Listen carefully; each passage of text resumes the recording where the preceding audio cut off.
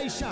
রমজানের শেষ দিন নবীজিকে আয়েশা বলে গেছে, ইয়া রাসূলুল্লাহ, এত বড় রমজান পেল,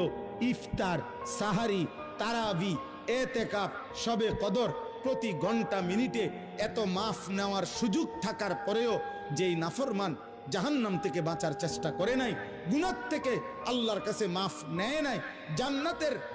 জরুর আশা পূর্ণ করতে পারে নাই, আমল করতে পারে নাই, খোদার কসম নবীজি বলছে,